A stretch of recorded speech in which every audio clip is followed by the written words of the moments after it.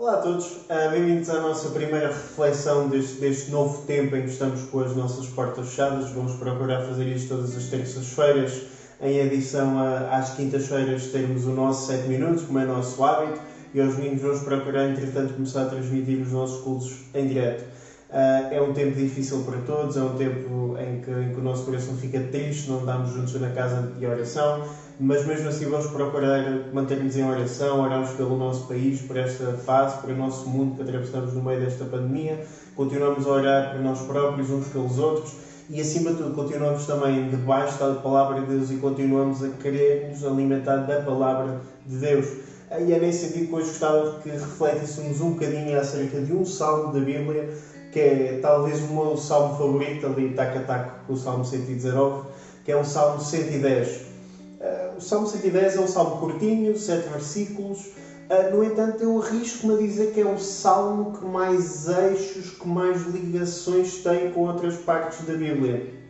É muito óbvio numa leitura rápida do salmo, e para quem conhece o Novo Testamento, que o salmo tem muita ligação, por exemplo, com o livro de Gênesis, com o livro de 1 de Samuel, o primeiro livro de Crónicas também, e no Novo Testamento também com os Evangelhos, e especialmente com a carta aos Hebreus. No entanto, depois que tem ligações muito secundárias, mas importantes também com a primeira carta aos Coríntios, com o livro de Efésios, com o livro de Levítico, o livro de Deuteronômio.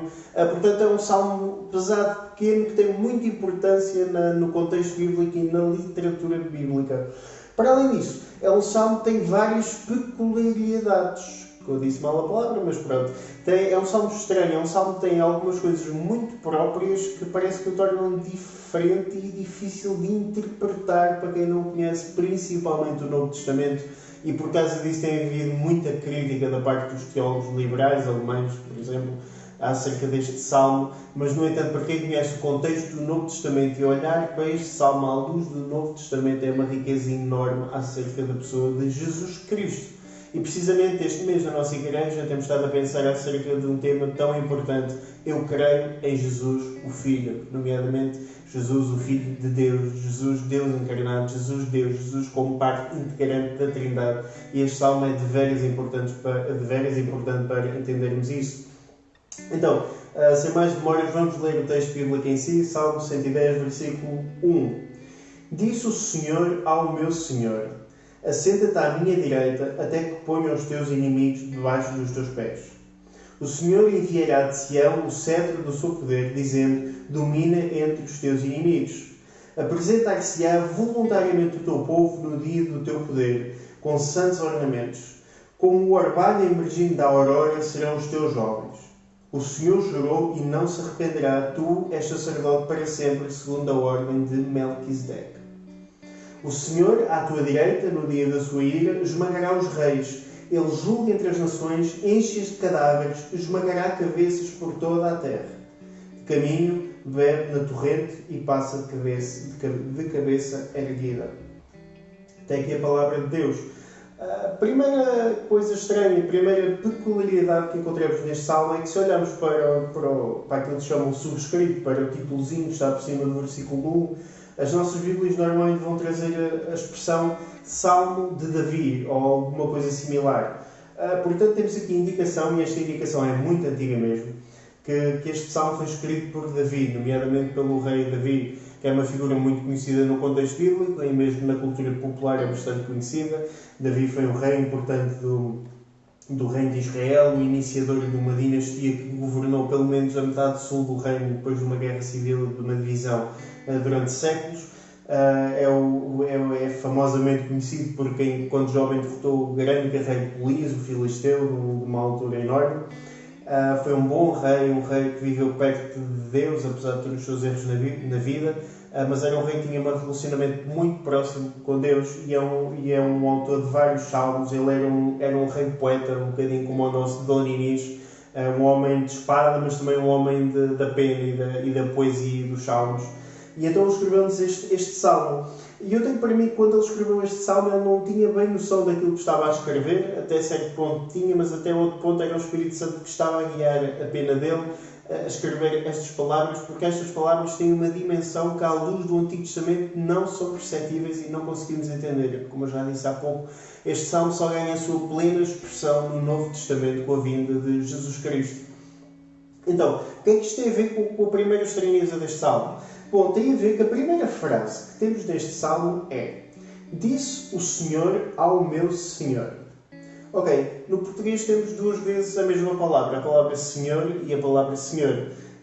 Nas Bíblias, normalmente o primeiro Senhor traz as 5 letras todas as 6 letras todas em maiúsculas, para indicar que, de facto, a primeira palavra Senhor, no original, no hebraico, é diferente da segunda palavra Senhor. A primeira palavra Senhor é Yahvé, que é uma expressão, um título de Deus. É a forma mais pessoal como os israelitas se dirigiam a Deus, é com esta palavra Yahvé, de onde vem a palavra aportuguesada Jeová. Já o segundo Senhor, a expressão é Adona, que é uma expressão de respeito, de senhorio, mas que não era exclusiva para Deus. Podia ser este título a um governante normal, a um rei. Portanto, o primeiro Senhor é uma palavra exclusivamente usada para Deus, o segundo Senhor é uma palavra que, embora seja usada para Deus, pode ser usada num contexto. Portanto, podemos dizer que é uma palavra relativamente mais baixa, se podemos pôr desta forma. E o que é estranho nisto? O que é estranho nisto é que, se nós conhecemos a ideia das monarquias antes da nossa era, e estamos aqui na Idade do Bronze, quando Davi escreve isto ainda é mais claro, mas nós hoje temos reis. Nós cá em Portugal vivemos numa república, mas aqui Espanha ao lado, Inglaterra, Holanda, os países nórdicos, quase todos eles vivem em monarquias constitucionais. Monarquias em que tem um rei ou uma rainha, mas no fundo o rei e a rainha não são o topo do país. Na prática, o Parlamento, porque são monarquias constitucionais, o Parlamento que representa o povo é que tem a primazia. Portanto, digamos que nestes países o povo é soberano, citando a nossa canção, o povo é quem mais ordena.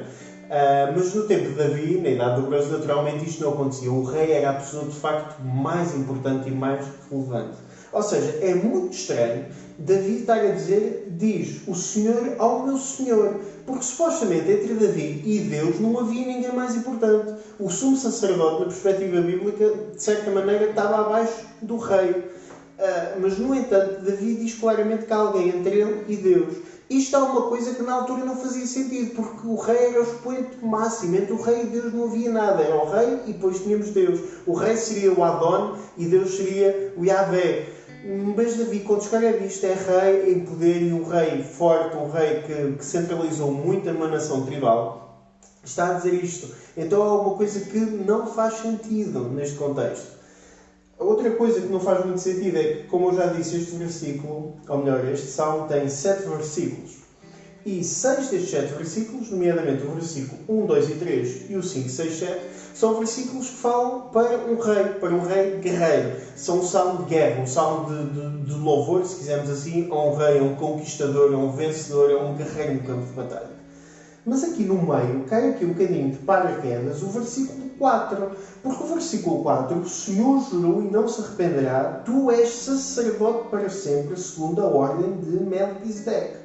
O versículo 4 não é escrito para um rei, não é escrito para um guerreiro, não é escrito para um soldado, não é escrito para um combatente, é escrito para um sacerdote. E em Israel não era, apesar disto acontecer em alguns reinos contemporâneos de Israel, em Israel não acontecia o rei ser sacerdote ao mesmo tempo. O conceito de rei-sacerdote não acontecia em Israel. De facto, temos, por exemplo, o exemplo do rei Saul e do rei Uzias, que foram 2 reis que tentaram assumir prerrogativas sacerdotais e, por causa de quererem assumir prerrogativas que não era suposto eles assumirem na sua função de rei, Saul perdeu o seu trono e Uzias ficou gravemente doente e na prática acabou por ser, era lepra, então acabou por ser afastado e o seu filho é que assumiu o controle da nação. Portanto, há uma clara distinção na Bíblia e no Antigo Testamento entre a função de rei e a função de sacerdote. Portanto, o Salmo 110, ao mesclar estes 2 conceitos de rei e de sacerdote, não faz sentido no seu contexto. Isto de facto é uma coisa que parece estranha e que não faz sentido à luz do Antigo Testamento. Apenas, mais uma vez, já vamos lá, o Novo Testamento é que nos vai trazer luz para isto. A terceira e última coisa estranha que encontramos neste salmo, ainda dentro do contexto do versículo 4, é que ele fala-nos de um sacerdote que é segundo a ordem de Melquisedeque. Ora, o sacerdócio ao tempo de Davi não era da ordem de Melquisedeque. O sacerdócio ao tempo de Davi era da ordem de Arão, que era descendente de Levi, fazia parte da tribo de Levi, que era bisneto de Abraão. Estes é que eram os sacerdotes. Então quem é este Melquisedeque e quem é esta ordem de Melquisedeque? Bom, para isso tínhamos que recuar a Gênesis capítulo 14 para contar a história de Melquisedeque, mas vou tentar resumir rapidamente. Melquisedeque tem só alguns versículos dedicados a ele. Então, quando estamos no contexto da vida de Abraão, este é o bisneto de Levi, e Abraão tem uma determinada batalha em que obtém uma grande vitória, e quando volta da batalha para a sua terra, ele é interpelado por um rei sacerdote da cidade de Salém, que em princípio, segundo nos dizem os historiadores e arqueólogos, é os primórdios da cidade de Jerusalém. Ele é interpelado por este rei sacerdote, chamado Melquisedeque, que lhe dá comida e bebida para os homens que iam com ele. Não era propriamente um exército no tempo de Abraão, era os homens da casa dele que ele agarrou e armou para ir para esta batalha. Bom, e neste contexto, não só Abraão é alimentado por este sacerdote, como ele é abençoado por este rei sacerdote, como ainda lhe dá uma parte dos despojos de guerra, aquilo que ele traz da guerra, o lucro que ele trouxe da guerra. Ou seja, Abraão está a reconhecer este rei sacerdote Melquisedeque como seu superior, ao ser abençoado por ele e ao dar dos despojos de guerra. Portanto, este Melquisedeque, este sacerdócio de Melquisedeque, se quisermos, já estava extinto há séculos, quando Davi escreve estas palavras.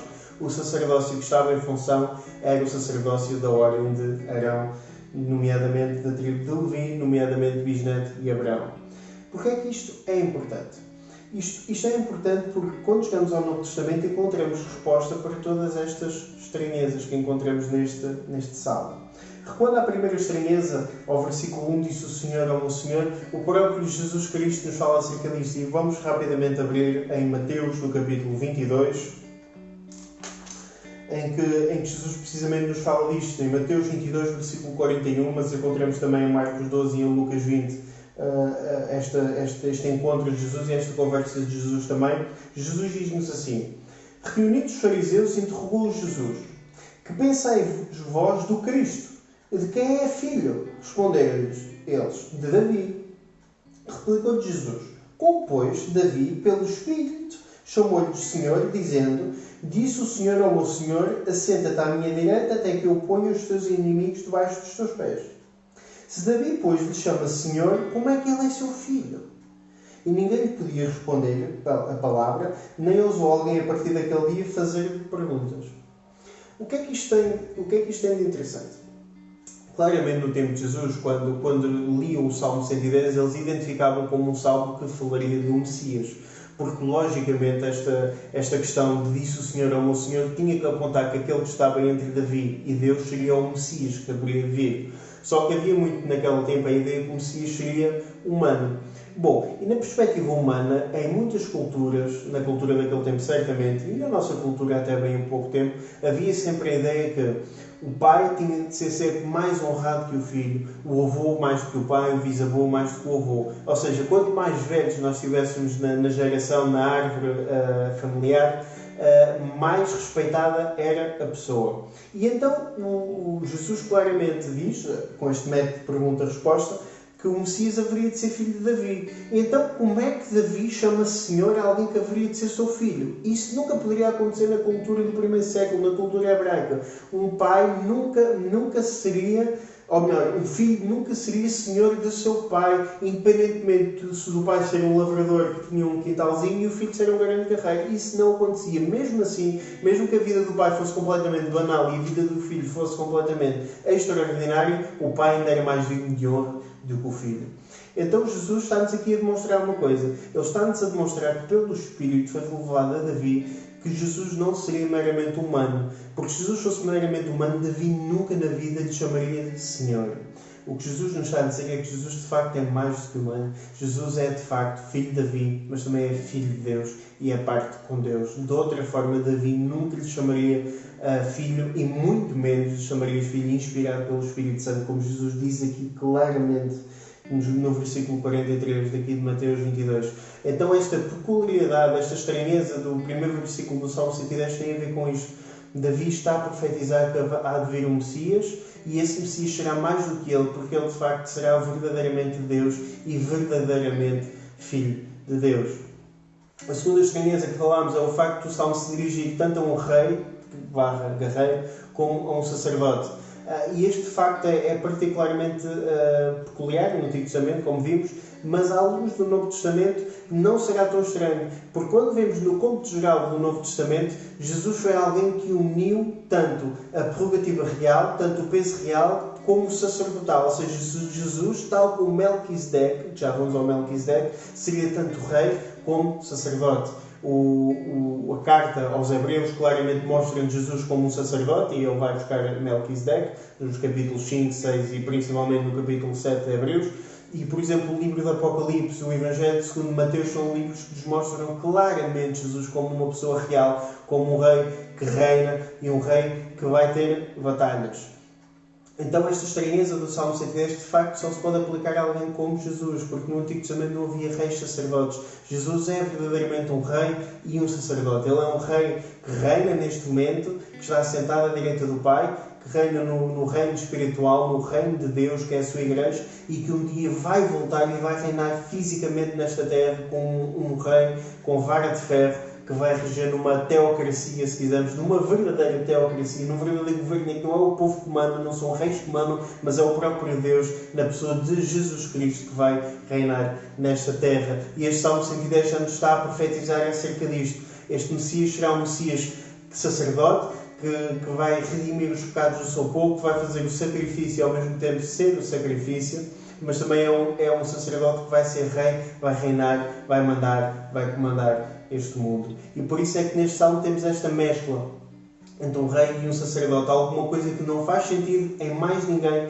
a não ser na pessoa de Jesus Cristo. E nesta exceção que foi Melquisedeque, que é de facto alguém excepcional na Bíblia, alguém que aparece aliás, o próprio Carta aos Hebreus conhece isso, alguém que aparece sem contexto, sem genealogia, sem dizer quem é que são os pais dele, nem a descendência dele, nem onde é que ele vem, à exceção de ser da cidade de Salém, é apenas apresentado como rei, sacerdote, e nomeadamente sacerdote do Deus Altíssimo.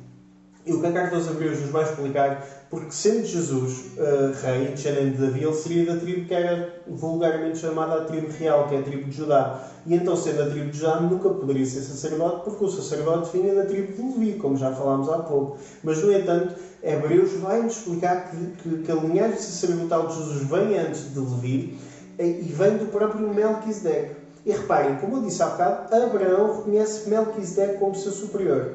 E como também já falámos, naquela cultura, o pai tinha sempre mais honra que o filho, e o avô ainda mais, e o bisavô ainda mais.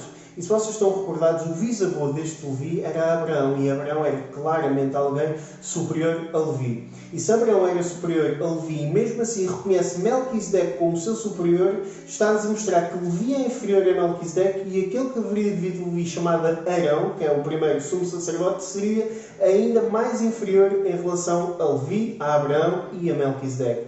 Portanto, o que o escritor aos Hebreus nos vai demonstrar, e podem ler isto muito bem no capítulo 7 e no final do capítulo 6, é que o sacerdócio de Jesus, o sacerdócio da ordem de Melquisedeque, é superior e melhor que o sacerdócio da ordem de Arão.